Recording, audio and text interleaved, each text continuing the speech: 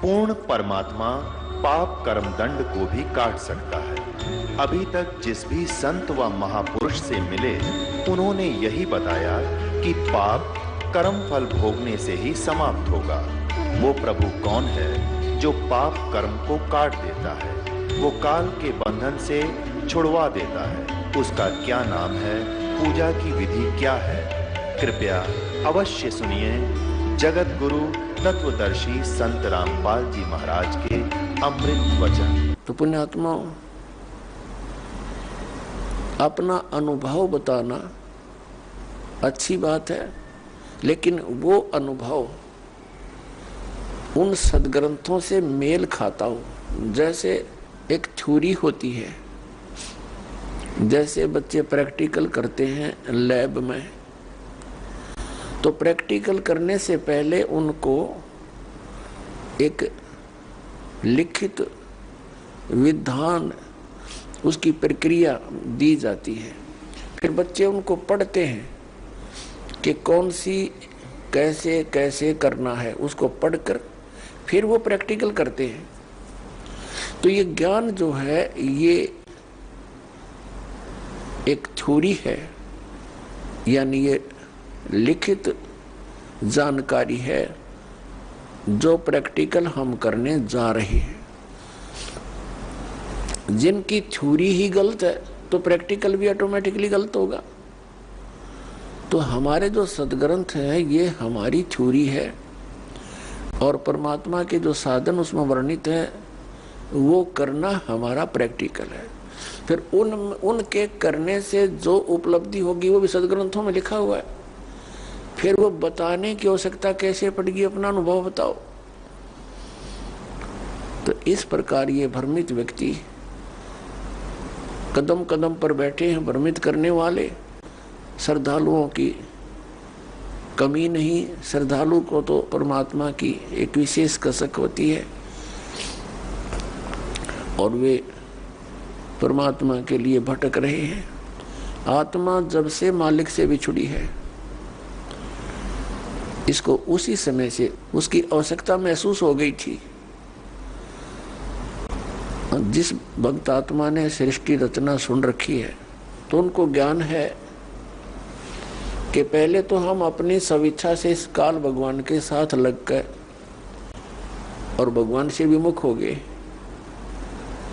और जिसमें ये प्रकृति दुर्गा देवी जी इस काल भगवान के पास छोड़ी गई, उसी समय से इस काल ने हमारे साथ दुर्व्यवहार प्रारंभ कर दिया। और उसी दिन से और आज तक हमें सिवाय परेशानी के यहाँ कुछ नहीं मिला। तो उसी समय इसको महसूस हो गया था, इस दुर्गा को पुकार की थी, भगवान मुझे बचा ले। अपने पैर पे कुआड़ा मार के हम यहाँ आए हैं और पुकार करते हैं भगवान बचा ले। अभी तक हम उस भगवान से प्रार्थना करते रहे जो हमें दुखी तो कर सकता है, सुखी नहीं कर सकता। वो कौन है? ये ब्रह्म है, ज्योति निरंजन काल है, जिसके लोक में हम यहाँ रह रहे हैं। और इसके 3 पुत्र हैं, रजगुण श्री ब्रह्मा जी, सतगुण श्री विष्णु जी और तमगुण श्री शिव जी। हम इनसे भी अर्ज करते हैं हमारी रक्षा करो। ये अपनी रक्षा नहीं कर सकते क्योंकि ये सक्षम नहीं है, ये समर्थ नहीं है। ये भी अपने कर्म के दंड को ही भोगते हैं। इनको इतना ही अधिकार दिया हुआ है कि जो जैसे कर्म करेगा वैसा ही फल तुम दे सकते हो, इससे हटकर आप कुछ नहीं कर सकते। ये केवल हमें अपना किया कर्म ही दे सकते हैं और ये काल भगवान के अधीन है, ये विवश हैं और अपने ही ये भाई बहन हैं। इनकी पिछले पुण्य कर्म अधिक है, इनको उच्च पोस्ट प्राप्त मिल गई इस ब्रह्मांड की। लेकिन ये आपके साथी हैं, दुश्मन नहीं। लेकिन ये विवश हैं, इस काल भगवान के संकेत के बगैर ये कुछ नहीं कर सकते। और इनको केवल जैसा कर्म प्राणी करता है वैसा ही फल देने का ही अधिकार है, इसे हट करनी है। ना ये किसी को सुखी कर सकते और ना ये किसी को दुखी कर सकते। इनसे हटकर जो और अन्य देवता है उनकी तो बात ही छोड़ो।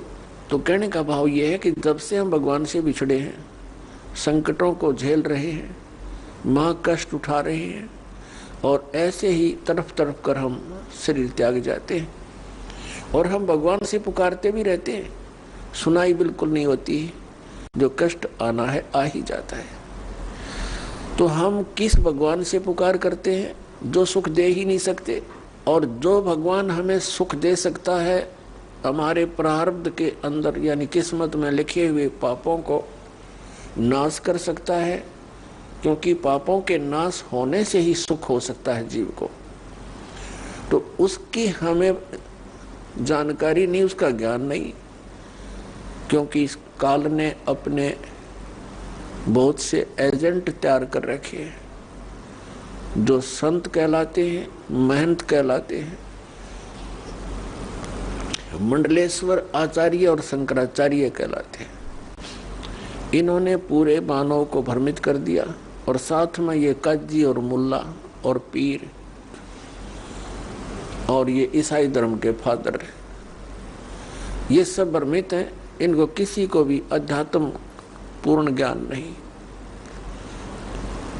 ये सब काल के एजेंट हैं, इस ब्रह्म के ही पुजारी हैं और हमने पूजा करनी है परम अक्षर ब्रह्म की। वो परम अक्षर ब्रह्म ही सब पापों को नाश कर सकता है और जब तक पाप नाश नहीं होगा जीव सुखी नहीं हो सकता। तो पुण्यात्मा, सत्संग के अंदर सर्वप्रथम तो ये याद दिलाई जाती है कि मनुष्य जीवन किस लिए प्राप्त होता है। फिर मनुष्य जीवन के कार्य का वास्तविक ज्ञान हो जाता है कि हमने क्या करना चाहिए। इससे मोक्ष प्राप्ति का प्रयत्न करना चाहिए। कल्याण के लिए सबसे अधिक प्रयत्न करना चाहिए। तो उसके बाद आवश्यकता पड़ती है कि गुरु पूरा हो, तो गुरु पूरे से फिर आपका काम चलेगा। इसमें मुख्य ये दो कड़ी होती है। प्रथम, पूर्ण संत की प्राप्ति होने पर ही आपको सत्संग प्राप्त होगा और सत्संग से ये ज्ञान होगा कि मनुष्य जीवन किस लिए मिला था, तो फिर आपका कल्याण बहुत आसानी से हो जाएगा। तो पुण्यात्मा, संपूर्ण अध्यात्म ज्ञान है ये पूर्ण संत ही बता सकता है। अब जैसे परमात्मा ने कहा है कि मानुष जन्म पाय कर नहीं रटे हरि नाम, जैसे कुआं जल बिना बनवाया क्या काम। परमात्मा ने मनुष्य जीवन की आवश्यकता कितनी बताई है कि जो व्यक्ति, जो प्राणी मनुष्य जीवन प्राप्त करके परमात्मा का नाम जाप नहीं करता, उसकी भक्ति साधना नहीं करता, वो तो ऐसा है जैसा जल रहित कूप होता है, वेल विदाउट वाटर, बिना पानी का कुआं। उसका नाम कूप अवश्य है जिसमें जल नहीं, लेकिन गुण कूप के नहीं है। ठीक इसी प्रकार जो व्यक्ति परमात्मा की भक्ति नहीं करते तो वो ऐसे हैं जैसे जल रहित कूप। उसका नाम मनुष्य अवश्य है लेकिन गुण मनुष्य के नहीं हो सकते। उसके लिए सत्संग की आवश्यकता पड़ती है और सत्संग के अंदर ये याद दिलाया जाता है कि परमात्मा की भक्ति किस लिए करें। परमात्मा की भक्ति इसलिए करें, परमात्मा याद दिलाते हैं, साहेब से चतला ले रे मन गर्भ गुमानी। साहेब में भगवान से, परमात्मा से चतला, विशेष कसक बना भगवान की तरफ। अरे मन गर्भ गुमानी, हे अभिमानी मन परमात्मा की तरफ लग जा, क्यों लग जा, किस लिए, क्या कारण है, ना लगने से क्या हानि है, लगने से क्या लाभ है। नाभि कमल में नीर जमा तेरा दीना मैल बनाए, नीचे जठरा अग्नि जल थी वहां तेरी करी सहाय। नीचे शीस चरण ऊपर को वो दिन याद कराए, दांत नहीं जब दूध दिया था अमी महारस खाए। बाहर आया भरम बुलाया बाजे तोर सुनाए, तू ही तो छोड़ दे अब चला अधम किस राय। दाई आई घुटी प्याई माता गोद खिलाए, तू ही तो छोड़ दिया अब चला अधम किस राय। अब क्या बताते हैं परमात्मा के जब तू माँ के गर्भ में था, एक विशेष संकट को झेल रहा था। नीचे को सिर था, ऊपर को पैर तेरे, और जब आपत्ति आती है यह प्राणी परमात्मा को याद अवश्य करता है। माँ के गर्भ में इस प्राणी को पूरी चेतना होती है कि मैं किस कारण से इस जेल में फंसा हूं।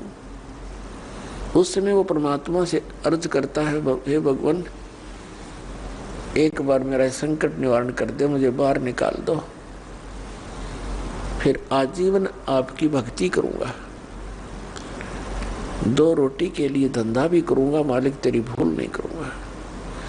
उस समय उसको अपने पिछले जन्म जन्मांतर की फिल्में देखने को मिलती हैं अपने ही अंतःकरण में, क्योंकि हमारे अंतःकरण के अंदर परमात्मा ने एक ऐसा सिस्टम कर रखा है कि जो भी काम हम करते हैं और जो भी अच्छी मंदी सोच हम अपने हृदय में बनाते हैं वो सब रिकॉर्ड हो जाती है। जब तक जीव मोक्ष प्राप्त नहीं करता तब तक उसके अंतःकरण में उसके सर्व कर्म अंदर फीड रहते हैं। और जब ये प्राणी संसार छोड़कर जाता है, धर्मराज के पास जाते ही उसकी वो किए हुए कर्मों की फिल्म ऑन हो जाती है। वहाँ इसको ये बताने की आवश्यकता नहीं पड़ती, तो नहीं ये गलत करारियो नाट जा, वहाँ नाटने की गुंजाइश नहीं रहती कि मैंने ऐसा नहीं किया। तो उस फिल्म को देखता हुआ वो प्राणी अपने पिछले मनुष्य जीवन व्यर्थ किए हुए इसको बहुत याद आते हैं और बहुत रोता है, मैं कितना जालिम था, मुझे संतों ने चेताया भी, भक्ति करने लगा भी, छोड़ दिया, फिर उन्हीं मस्तियों में लगा रहा। परमात्मा की भक्ति ना करने से आज तक मैं भटक रहा हूँ। तो उस समय परमात्मा याद दिलाते हैं कि जब तू माँ के पेट में था, जब तो तू करा था, हे भगवान तू ही है सब कुछ, और आप एक बार मुझे इस माँ की पेट की कैद से बाहर निकाल दे, आपको कभी नहीं बोलूंगा। तो यहाँ परमात्मा कहते हैं बाहर आया और भरम बुलाया, अब चला अधम किस राह। ए नालायक, अब कौन सा रास्ता अपना लिया तूने। क्या बताते हैं कि 12 वर्ष खेलते बीते लीना ब्याह करवा। पहले बचपन में ब्याह हो जाते थे, उस समय की वाणी है ये। 12 वर्ष खेलते बीते लीना ब्याह करवा, और तरुणी नारी से बना गरबारी, अब चला मूल गवा। परमात्मा ये नहीं कहते कि ब्याह ना करवाओ, कहने का भाव यू है कि इससे काम ना लगे रहो, इस मनुष्य जीवन के एक मुख्य कार्यों को और इसमें साथ जोड़ लो, और उसके बिना तो ये सारा काम व्यर्थ है। और उसके साथ हो जाने से सारी सफलता। जब व्यक्ति महादुखी हो जाता है, अपने सतर के सब प्रियतन